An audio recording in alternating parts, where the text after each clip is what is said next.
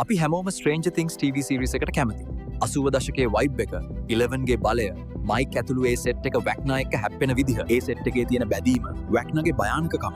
මේ ඔක්කොමත් එක්ක මේ කතාව ඇත්තටම සුපිරි entertainment එකක් දෙන්න සමත් වෙච්ච series එකක් කියන එක සම්පූර්ණයෙන්ම ඇත්ත.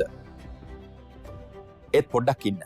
අපි මේ කතාවේ දිලිසෙන පොත්ත අයින් කරලා ඇතුළේ තියෙන logic එක දිහා බැලුවොත් මට හිතෙන්නේ මේකේ plot holes ගොඩක් තියෙනවා.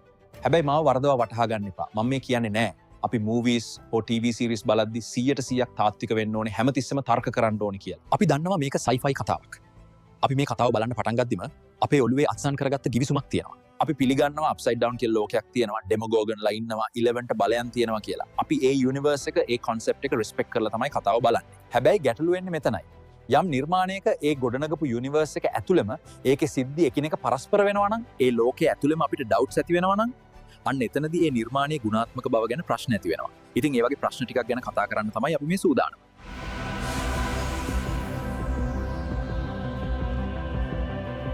පළවෙනි ප්‍රශ්නේ, සීසන් 5 බලද්දි මට හිතුණ දෙයක් තමයි අපේ මේ කතාවේ වැඩ්ඩෝ ටික හමුදාවට වෙඩි තියලා මරලා දාලා මේ අය කිසිම ගාණක් නැතුව ඉන්නවා. පොඩ්ඩක් හිතන්න. මෙහෙම දෙයක් වුණා නම් මේ අය war criminalsලා. කතාව ඇතුලේ මේ දේ සාමාන්‍යකරණය කරන එක කොච්චර ප්‍රායෝගිකද? Hey, nice shooting back there. You too. දෙවෙනි ප්‍රශ්නය, ආණ්ඩුවේ පිස්සුව. සීසන් 4 අන්තිමට හොකින්ස් නගරේ දෙබැවුණා. ලෝකෙම අනතුරේ. ඒත් සීසන් 5 එකේ රජය මොකද කරන්නේ? රජය ඒකට කිසිම පීවරක් අරගෙන නැහැ. මං කියන්නේ ඇත්තටම සැලකිය යුතු පීවරක්. 11ව හොය පපාගේ අසාර්ථක වුණු ලෝකය විනාශ කරපු ප්‍රොජෙක්ට් එක ආපහු පටන් ගන්නවා.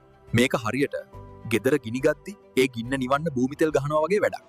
හැබැයි වැක්නා අටැක් කරොත් ඒකකට ෆේස් කරන්න කිසිම සූදානමක් නැහැ.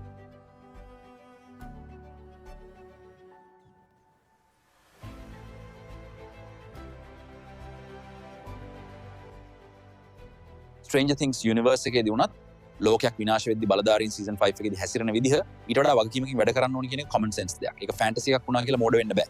ඊළඟ point එක, පොදුවේ ගත්තම Hollywood වල මේ ප්‍රශ්නය සාමාන්‍යයෙන් තියෙනවා. අපි ඒකට කියනවා the stormtrooper problem කියලා.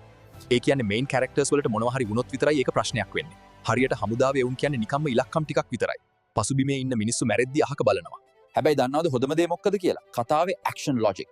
විශේෂයෙන්ම සීසන් 5 අප්සයිඩ් ඩවුන් එකට ආපහු රින්ගන්න හදන ප්ලෑන් කොච්චරනම් බොළදද? ඇත්තටම මේක හමුදාවක් පාලනය කරන අධිආරක්ෂිත කලාපයක්. හැබැයි අපේ සෙට් එක මේකට යන්නේ කොහොමද? අඩුම තරමේ වෙඩි නොවදින වීදුරුවක්වත් නැති කබල් ලොරියක. ලොරියට වෙඩි වැස්සක් වහිනවා, ඒත් කාටවත් මුකුත් වෙන්නේ නැහැ.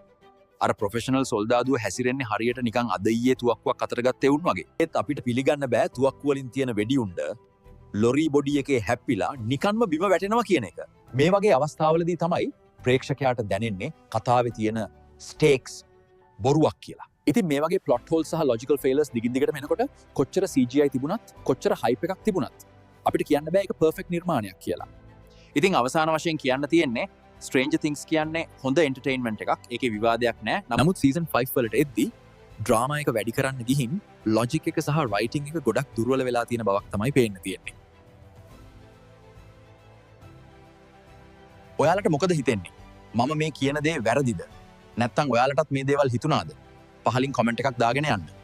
එහෙනම් තවත් reality check වීඩියෝ එකකින් ආයෙත් හමු වෙමු.